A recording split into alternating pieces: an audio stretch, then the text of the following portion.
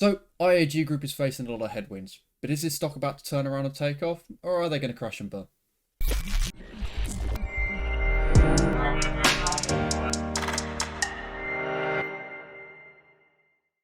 Welcome back to the Portfolio Podcast. We appreciate you being here. We hope you've had a good week, and we're excited to look into this IAG stock. Before we get started, as always, we're going to have a quick look into what IAG Group is. You might not have heard of them, but I guarantee you've heard of some of the brands or airlines which exist underneath them. So IAG Group was first formed as a group in 2011 when they focused on the English and Spanish stock markets. I say English, UK, and Spanish stock markets.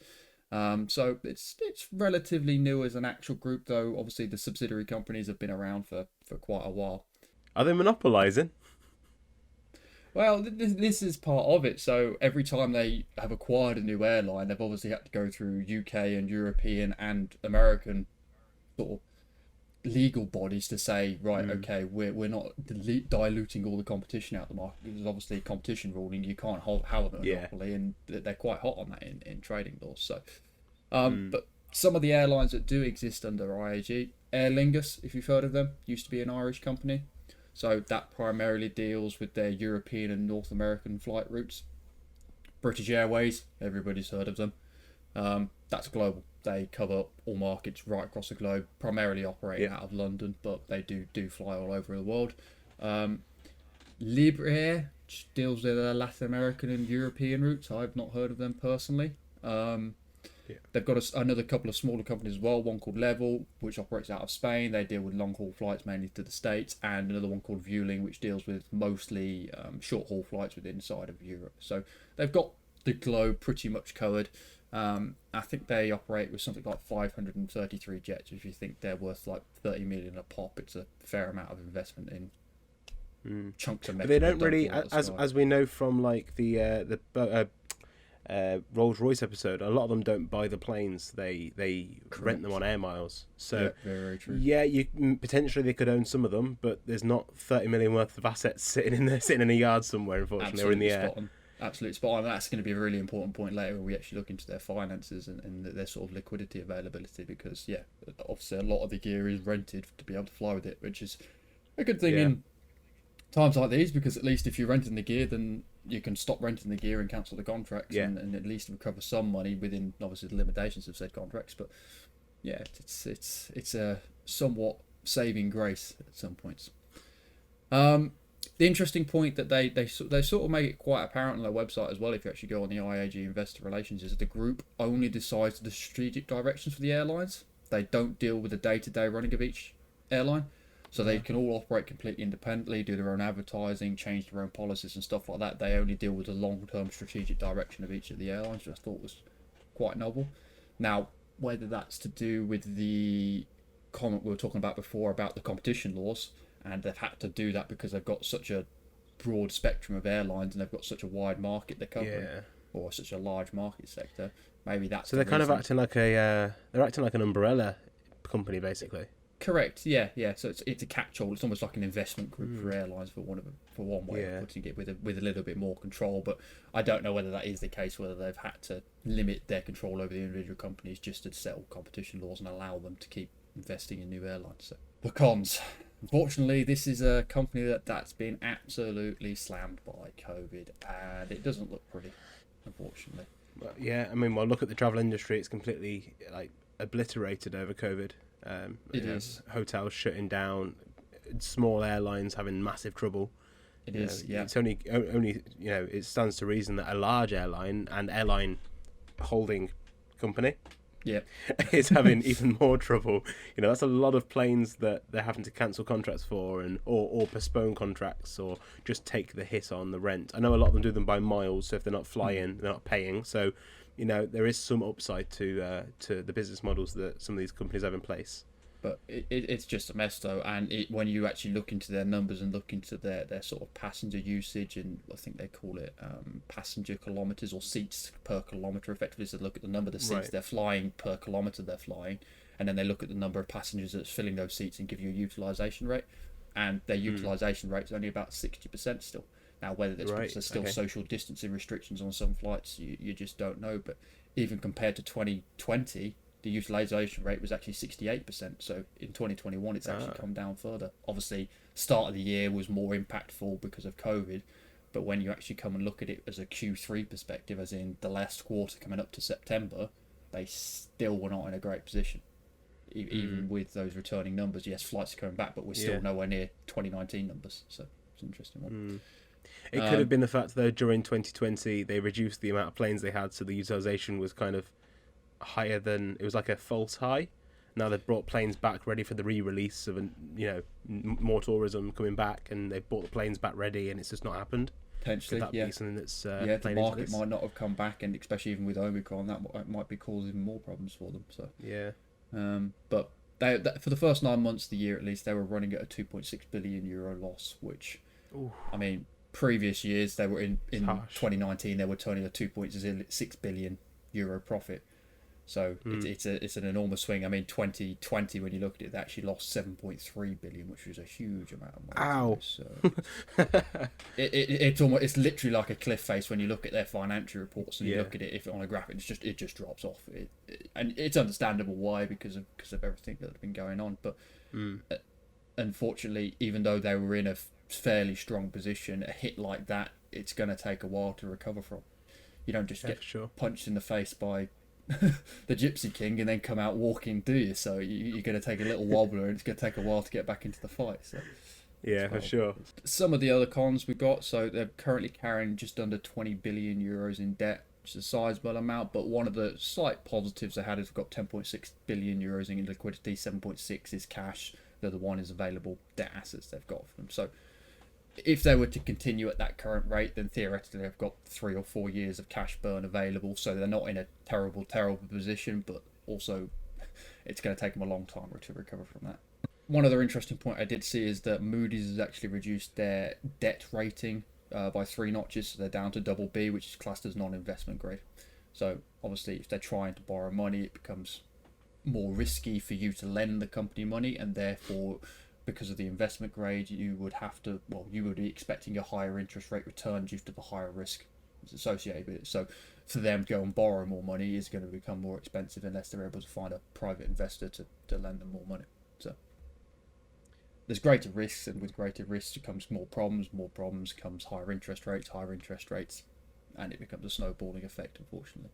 Being dividend investors, I haven't paid a dividend since half one of 2019. Not great. And when we look at the forward look as well, they're not looking to pay anything until 2024, at least at the earliest. So you've got another few years without seeing any dividends on them. So in that case, I have I have an early decision making. Yes, I mean, exactly. You and I both looked at this stock and went, the numbers don't look too great from the very front. So we're not going to delve massively deep into this, but we need to at least give it some time of day and have a chat with it. Like, when you brought this up to me a few days ago, I had a quick, I had a quick look to start with and went, oh, this plane's already crashed. Yeah, exactly. Well, yeah, crashing is... realistically, do I see them going anywhere? Well, if COVID drags on for 3 or 4 years, I suspect you're going to have to see some fairly major restructuring, maybe some new investors come on board, something like that. But we're not at that stage yet. That's wild speculation. I don't think they're going anywhere anytime soon, but also I don't see them as a strong investment opportunity for the time being because of all the problems they're facing.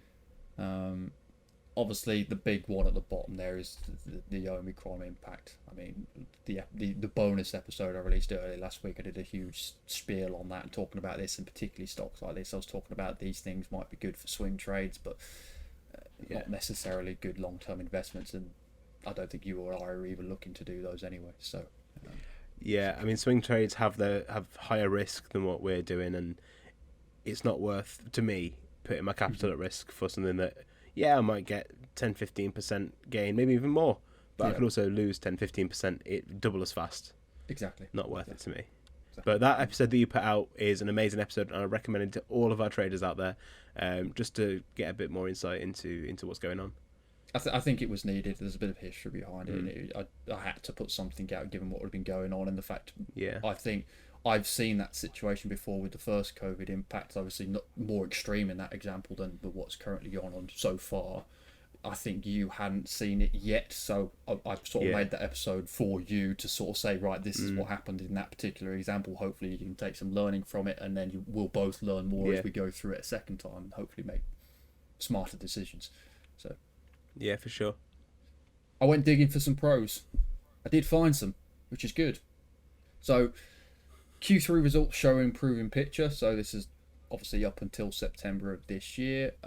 Revenue was at 2.7 versus 1.2 billion last year, so that's great. Okay, we're showing a bit of improvement there. However, it was still a loss-making thing. They lost 485 million euros in the quarter. Yes, it's down from the 1.3 billion they lost in the previous quarter, but they still weren't turning a profit with the returning passenger numbers. And with Omicron coming along and more flight cancellations going on, unfortunately, it's only going to go the other direction at the moment. So yes, it was improving, and yes, you were seeing the headlines about, yes, flight numbers are up 68% on last year or whatever the numbers were. Okay, it's great, but we weren't there yet. They hadn't recovered yet, and unfortunately, they're still a long way off recovering. So the management's going to have a tough time over the next 18 months or so.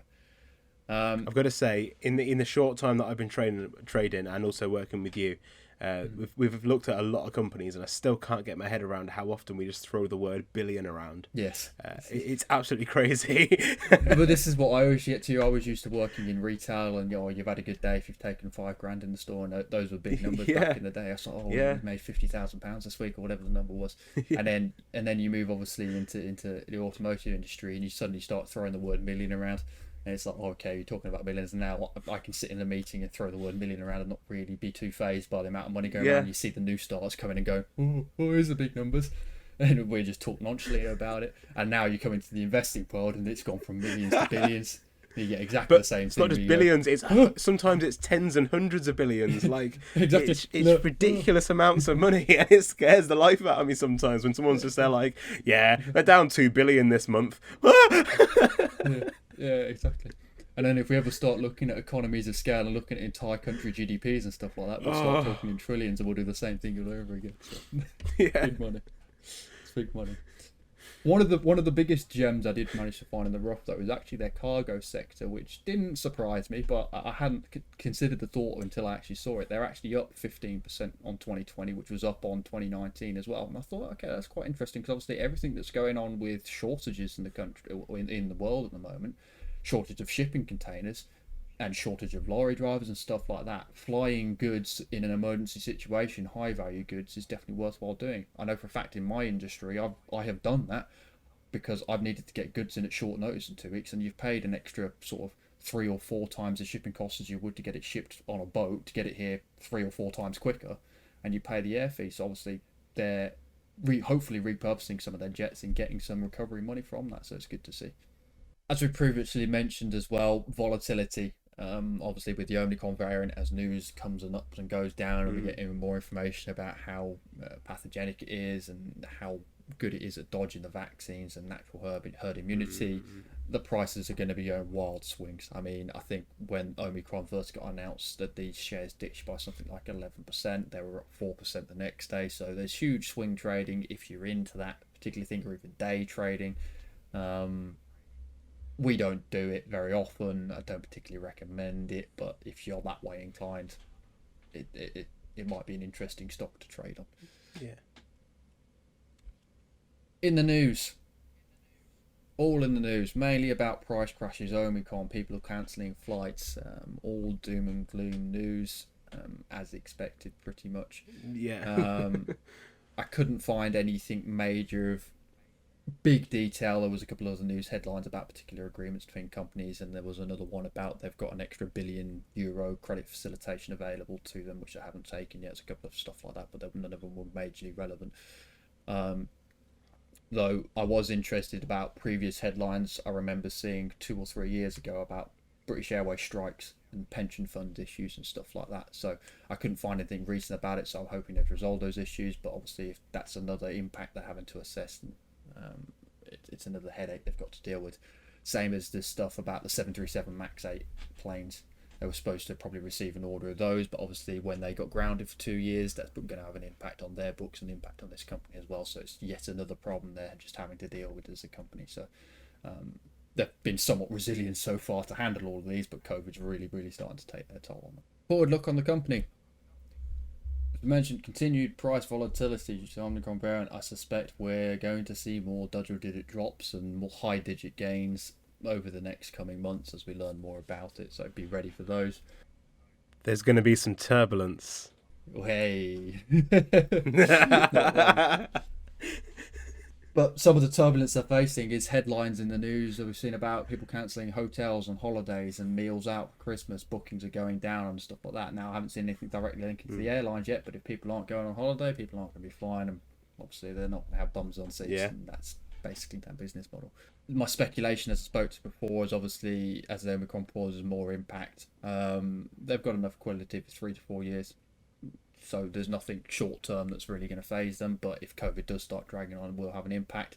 And I did run a little bit of numbers. So in 2020, their interest repayments on their debt was 548 million euros. That's about 3.5% interest repayment rate on that debt. Based on their current debt levels on their latest financial report of 2021, they're looking at that climbing to about 700 million euros in debt repayment a year. So it's a sizable chunk. And that's part of the impact they're going to have to overcome in the long term is they're going to be carrying more debt. Therefore, even if they get to the same profit levels, they're going to be having to pay more interest on that debt, and therefore their profit margins are going to come down. So they confirm it. I fully believe they confirm it's only about 600 million up from only about 600 million up from 2019, which if you think they're at 2.6 billion euros in profit, they'd still be making 2 billion euros in profit, and they can start paying down some of that debt. So it's not end of the world, but if it keeps going the same way, it's only going to get worse, unfortunately, and it's the worse it gets, the longer it's going to take to recover from. One of the other interesting points I've added to the forward look is about their commitment to be carbon zero by 2050. So IAG was actually was the first major airline company, for want of a better phrase, that committed to be carbon zero. Nice.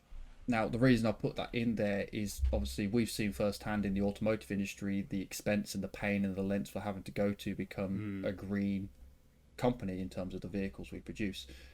That the aviation industry has got to go through that same pain, and they're not as far along with the electrification and hydrofication of planes. The technology is just not there yet. So, unfortunately, even with COVID, it's another impact they're just going to have to face and deal with in the coming 10, maybe 20 years. So yeah, I mean, so one nice thing is that if you do look at the new the Rolls-Royce episode, learn a bit about Rolls-Royce, and have a look at their new electrified smallish passenger plane, much smaller. It wouldn't be an airline plane, but that scaled up could definitely fly easily to your European countries from the UK. So there's definitely, they are moving forward. It's just not going to be as fast as what what they probably want, but I'm definitely expecting it to take a good 10 years, 15 years to get anywhere near. Yeah, it just needs the tech to get it there, and as you rightly pointed out, it's definitely worth having a look at that Rolls-Royce effort, because these two companies are so interlinked. One supplies the aviation industry, one is the aviation industry. What impact one will impact the other regardless of what goes on, so they are quite heavily interlinked, and that's probably why you see the share prices moving pretty much in tandem as news comes out. So. Final thoughts from us then. So, I personally won't be investing in it, but anyone that does invest in this, just remember the oxygen falls from the ceiling and the life jackets are below your seat. He's not wrong. You might need him if it goes that badly.